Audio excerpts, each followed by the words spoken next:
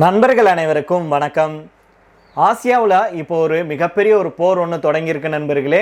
பாகிஸ்தான் அப்படியே கதற விடுறாங்க ஆப்கானிஸ்தான். அதுவும் பாகிஸ்தான் தரப்புல பாகிஸ்தான் ராணுவத்தினர் பலரும் பலியாயிருக்காங்க, பலரும் கைது செய்யப்பட்டிருக்காங்க அப்படிங்கிற அதிர்ச்சியான தகவலும் வெளியாயிருக்கு. இது மட்டும் இல்லாமல் ஆப்கானிஸ்தான் பாகிஸ்தானுடைய ராணுவ தளம் இருக்கு இல்லையா, அதை கைப்பற்றி இருப்பதாகவும் தகவல்கள் வெளியாயிருக்கு. இன்னைக்கு காலையிலிருந்து பல தகவல்களை நீங்க கேட்டு இருக்கலாம். ஆப்கானிஸ்தான் மேல பாகிஸ்தான் தாக்குதல் நடத்துறதும், பாகிஸ்தான் மேல ஆப்கானிஸ்தான் தாக்குதல் நடத்துறதும் அப்படிங்கிற செய்திகள்லாம் பார்த்துருப்பீங்க. ஆனா ஆப்கானிஸ்தான் எந்த அளவுக்கு உள்ள இறங்கி பாகிஸ்தானை கதற விட்டுருக்காங்க அப்படிங்கிறத தான் நம்ம இந்த வீடியோவில் தெரிஞ்சுக்க போகிறோம். பல சுவாரஸ்யமான தகவல்கள் அடங்கியிருக்கு நண்பர்களே, அதனால ஸ்கிப் பண்ணாமல் கடைசி வரைக்கும் கேளுங்க. அதே போல் ஃபேஸ்புக், இன்ஸ்டாகிராமில், யூடியூப் எல்லாத்துலேயுமே நம்ம வீடியோக்கள் போட்டுட்டு இருக்கோம். யூடியூப்பில் பார்க்குறவங்க மறக்காமல் சப்ஸ்கிரைப் பண்ணிக்கோங்க, ஃபேஸ்புக் இன்ஸ்டாகிராமில் பார்க்குறவங்க மறக்காமல் ஃபாலோ பண்ணிக்கோங்க. வாங்க நண்பர்களே, இப்போ ஸ்ட்ரெயிட்டாக வீடியோக்குள்ளே போயிடலாம். பாகிஸ்தானுக்கும் ஆப்கானிஸ்தானுக்கும் இடையே இந்த மோதல் இன்னைக்கு போராக வெடிச்சிருக்கு அப்படின்னே சொல்லலாம். கடந்த 22ஆம் தேதி பாகிஸ்தான் ஆப்கானிஸ்தான் மேலே குண்டு வீசி தாக்குதல் நடத்துச்சு. இதுக்கு இன்னைக்கு ஆப்கானிஸ்தானுடைய தாலிபான்கள் பதிலடி கொடுத்திருக்காங்க. இதனை அடுத்து போர் தொடங்கியதாக பாகிஸ்தான் அறிவிச்சிருக்காங்க. தற்போது ஆப்கானிஸ்தான் பாகிஸ்தான் எல்லையில இரண்டு நாடுகளுடைய ராணுவமும் பயங்கரமாக மோதிட்டு இருக்காங்க. இதற்கிடையில தான் பாகிஸ்தானுடைய பல்வேறு பகுதிகளில் தாக்குதல் நடத்த தற்கொலை படை கும்பல் தயாராகி இருப்பதாக திடுக்கிட வைக்கும் தகவல்கள் வெளியாயிருக்கு. ஆப்கானிஸ்தானும் பாகிஸ்தானும் அண்டை நாடுகள் அப்படிங்கிறது நம்ம எல்லாத்துக்கும் தெரியும். இந்த இரண்டு நாடுகளுமே பார்த்தீங்கன்னா கிட்டத்தட்ட 2600 கிலோமீட்டர் தொலைவுக்கு தங்களுடைய எல்லைகளை பகிர்ந்துக்கிறாங்க. தங்கள் நாட்டின் மீது தற்கொலைப்படை தாக்குதல்கள் நடத்தும் நபர்களுக்கு ஆப்கானிஸ்தான் அடைக்கலம் கொடுப்பதாக பாகிஸ்தான் தொடர்ந்து குற்றம் சாட்டிட்டு வருது. இதை ஆப்கானிஸ்தானோ மறுத்துட்டு வர்றாங்க. இல்லை, நாங்கள் அப்படிலாம் பண்ணலை அப்படின்னு சொல்றாங்க. இதனால கடந்த ஒரு வருஷத்துக்கு மேலாக இரண்டு நாடுகளுக்கு இடையே கடும் மோதல் ஏற்பட்டுட்டு வருது. ஆப்கானிஸ்தானில் செயல்பட்டு வரும் தெஹ்ரி தாலிபான் பலூச் லிபரேஷன் ஆர்மி அப்படிங்கிற அமைப்பினருக்கும் பாகிஸ்தான் ராணுவத்துக்கும் இடையே தொடர்ந்து எல்லையில மோதல் நடந்துட்டு வருது. அந்த வகையில தான் கடந்த 22ஆம் தேதி பாகிஸ்தானுடைய படைகள் ஆப்கானிஸ்தான் மீது கொடூரமாக தாக்குதல் நடத்தினாங்க. பாகிஸ்தான் ஆப்கானிஸ்தான் எல்லையில ஆப்கானிஸ்தானுக்கு சொந்தமான நங்ககார், பக்திகா மாகாணங்கள் இருக்கும் பகுதிகளில் பாகிஸ்தான் தன்னுடைய போர் விமானங்கள் மூலமாக குண்டு வீசி தாக்குதல் நடத்துச்சு. இதுல பெண்கள், குழந்தைகள் உட்பட பலரும் இறந்தாங்க. இதற்கு உரிய முறையில பதிலடி கொடுக்கப்படும் அப்படின்னு ஆப்கானிஸ்தானை ஆளும் தாலிபான்கள் பாகிஸ்தானுக்கு வார்னிங் கொடுத்திருந்தாங்க. அதன்படிதான் நள்ளிரவுல எல்லையில் இருக்கும் ராணுவ நிலைகளை குறிவைத்து ஆப்கானிஸ்தான் தாக்குதல் நடத்தியிருக்கு. பாகிஸ்தான் ராணுவ வீரர்களும் பதில் தாக்குதலை நடத்தியிருக்காங்க. இரண்டு நாடுகளுடைய வீரர்களும் மாறி மாறி தாக்கிட்டு வர்றாங்க.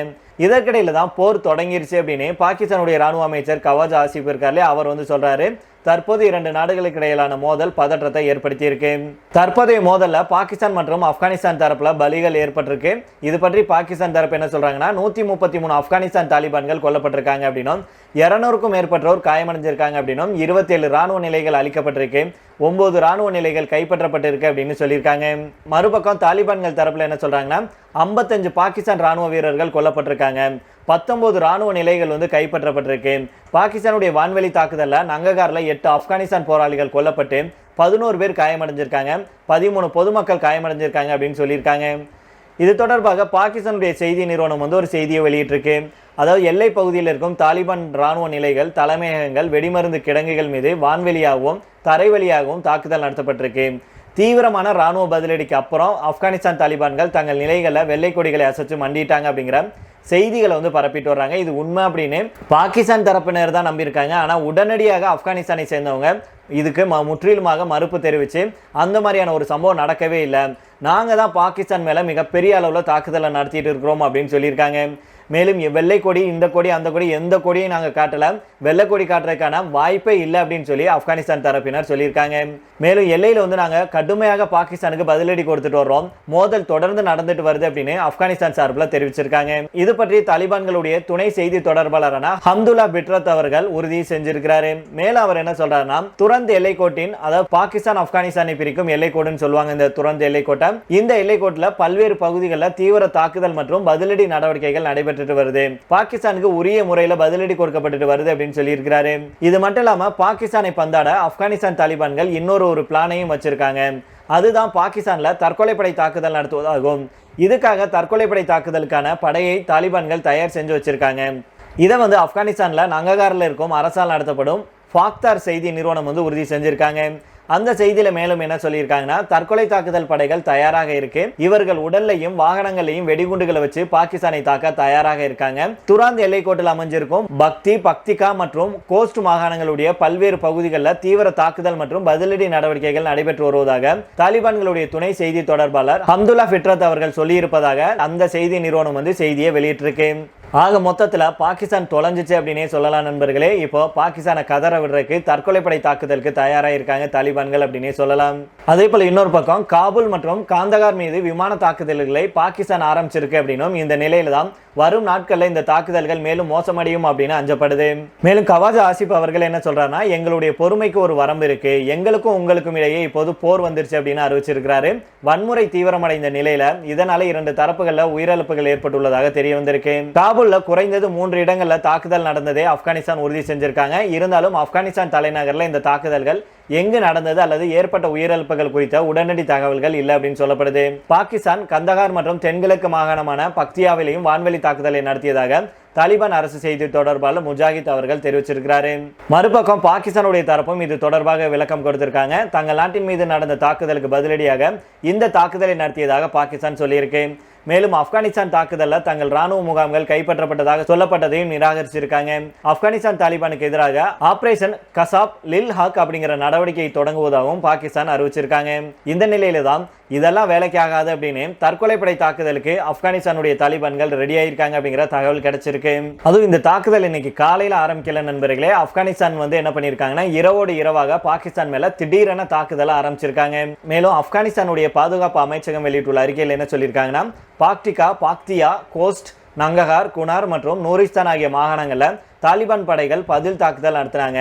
நேற்று இரவு 4 மணி நேரம் நடந்த தாக்குதலில் 2 பாகிஸ்தான் ராணுவ தளங்கள் மற்றும் 19 எல்லை போஸ்டுகள் கைப்பற்றப்பட்டது. 55 பாகிஸ்தான் வீரர்கள் கொல்லப்பட்டிருக்காங்க, சிலர் உயிருடன் பிடிக்கப்பட்டிருக்காங்க. பாகிஸ்தானுடைய ஒரு டேங்க் அளிக்கப்பட்டது மற்றும் ஏராளமான ஆயுதங்கள் கைப்பற்றப்பட்டது. இந்த மோதல்ல 8 தாலிபான் வீரர்கள் கொல்லப்பட்டிருக்காங்க, 11 பேர் காயமடைஞ்சிருக்காங்க அப்படின்னு சொல்லியிருக்காங்க. மொத்தம் 2611 கிலோமீட்டர் நீளமுள்ள துராந்த் கோடு எல்லை பகுதிகளை நீண்ட காலமாகவே 2 நாடுகளுக்கும் இடையே எல்லை பிரச்சனை இருந்துட்டு வருது அப்படிங்கிற குறிப்பிடத்தக்கது. இந்த நிலையில அந்த பிரச்சனை இப்போ தற்போது மிகப்பெரிய போராக மாறி இருக்கு அப்படிங்கிறதுல எந்த மாற்று கருத்துமே இருக்க முடியாது. இந்த நிலையில தான் பாகிஸ்தான் ஆப்கானிஸ்தான் போர் உச்சத்தில் இருக்கு அப்படின்னும் உடனடியாக என்ட்ரி கொடுத்திருக்காங்க சீனா, ரஷ்யா, ஈரான்.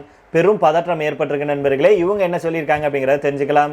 பாகிஸ்தான் ஆப்கானிஸ்தானுக்கு இடையே மோதல் வென்று போராக வெடிச்சிருக்கு. 2 நாடுகளுடைய ராணுவ வீரர்களும் எல்லையில மாறி மாறி தாக்குதல் நடத்திட்டு வர்றாங்க. இது 2 நாடுகளுக்கு இடையே பெரும் பதற்றத்தை ஏற்படுத்தியிருக்கு. இப்போ ஏற்பட்ட சூழ்நிலையில தான் இந்த போர்ல வல்லரசு நாடுகளான சீனா, ரஷ்யா மட்டும் இல்லாம ஆப்கானிஸ்தான், பாகிஸ்தானுடன் எல்லைகளை பகிர்ந்து வரும் ஈரானும் என்ட்ரி கொடுத்திருக்கு. அதாவது பிரச்சனையை பேசி தீர்க்கணும், போர் எதுக்கும் தீர்வல்ல, 2 நாடுகளுக்கு இடையே பேச்சுவார்த்தைக்கு உதவி செய்வதாக இந்த 3 நாடுகளும் அறிவிச்சிருக்காங்க. இது தொடர்பாக சீனாவுடைய வெளியுறவுத்துறை ஒரு முக்கிய செய்தி சொல்லியிருக்காங்க. சீனாவுடைய வெளியுறவுத்துறை செய்தி தொடர்பாளர் மாவு நிங் அவர்கள் என்ன சொல்றாருன்னா, பழிவாங்கும் தாக்குதல்கள் எதற்கும் தீர்வாக அமையாது. 2 நாடுகள் இடையிலான மோதலை தணிக்க சீனா மத்தியஸ்தம் செய்யவும் ஆக்கப்பூர்வமான பேச்சுவார்த்தை நடத்த தயாராக இருக்கிறோம் அப்படின்னு சொல்லியிருக்கிறாரு. சீனாவை எடுத்துக்கிட்டோம் அப்படின்னா பாகிஸ்தான் கூட நெருக்கமாக செயல்பட்டு வருது.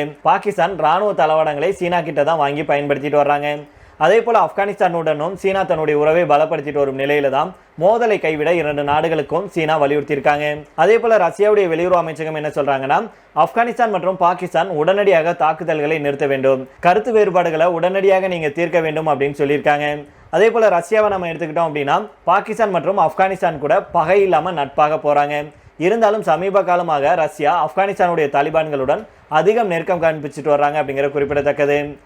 மேலும் ஈரானுடைய வெளியுறவு அமைச்சர் அப்பாஸ் ஆராச்சி அவர்கள் தன்னுடைய எக்ஸ் பக்கத்தில் என்ன போட்டிருக்கிறார்னா, 2 நாடுகளுக்கு இடையே பேச்சுவார்த்தையை எளிதாக்கி புரிதலையும் ஒத்துழைப்பையும் மேம்படுத்த வேண்டும், இதற்கு தேவையான அனைத்து உதவிகளையும் வழங்க ஈரான் தயாராக இருக்கு அப்படின்னு சொல்லியிருக்கிறாரு. பாகிஸ்தான் மற்றும் ஆப்கானிஸ்தானுடன் ஈரான் எல்லைகளை பகிர்ந்துட்டு வரும் நிலையில பிரச்சனையை பேசி தீர்க்க வேண்டும் அப்படின்னும் இதற்கு தேவையான அனைத்து உதவிகளையும் செய்வதாக ஈரான் தெரிவிச்சிருக்காங்க. ஆக மொத்தத்தில் யாரும் நிம்மதியா இருக்கக்கூடாது அப்படின்னு சில நாடுகள்லாம் நினைக்க ஆரம்பிச்சிட்டாங்க அப்படிங்கறதான் உண்மை தெளிவா தெரியுது. உலக நாட்டு மக்கள் எப்படி போனா என்ன, நாம நம்முடைய சொந்த சுயநலத்துக்காக நாம தாக்குதலை நடத்துவோம் அப்படின்னு தான் இந்த பாகிஸ்தான் செஞ்சுட்டு இருக்கு அப்படின்னே சொல்லலாம். ஒரு பக்கம் ஆப்கானிஸ்தான் மேல, இன்னொரு பக்கம் இந்தியாவுக்கு எதிராக ஏதாவது சதி திட்டம் தீட்டணும் அப்படின்னு பல உள்ளடி வேலைகளை செஞ்சுட்டு வருது. இதுல கஷ்டப்பட போறது என்னவோ பல நாட்டு மக்கள் அப்படிங்கறதுல எந்த மாற்று கருத்துமே இருக்க முடியாது. அதனால பொறுத்து பார்ப்போம் நண்பர்களே. கண்டிப்பாக பாகிஸ்தானை சும்மா விடக்கூடாது. விரைவில் எவ்வளோ சீக்கிரம் தாக்குதல் நடத்தி பாகிஸ்தான் அடக்கணுமோ அவ்வளோ சீக்கிரத்தில் பாகிஸ்தானுடைய கொட்டத்தை அடக்க வேண்டும் அப்படிங்கிறதா நம்முடைய கருத்தாக இருக்கு. இல்லைனா பாகிஸ்தான் திருந்தாது, மீண்டும் இப்படி ஒரு தாக்குதலை நடத்தும் அப்படிங்கிறதுல எந்த மாற்று கருத்துமே இருக்க முடியாது. அதனால பாகிஸ்தானுக்கு சரியான பாடத்தை ஆப்கானிஸ்தான் விரைவில் புகுத்த வேண்டும். அதுக்கப்புறமா பேசி தீர்த்து இந்த பிரச்சனையை முடிவு கொண்டுட்டு வர வேண்டும் அப்படிங்கிறதா நம்முடைய கருத்தாக இருக்கு. நீங்க என்ன நினைக்கிறீங்க அப்படிங்கிறத கீழே உள்ள கமெண்ட் பாக்ஸில் சொல்லுங்க. மீண்டும் நாளை வேறொரு செய்திகளோடு உங்களை சந்திக்கிறேன். நன்றி, வணக்கம்.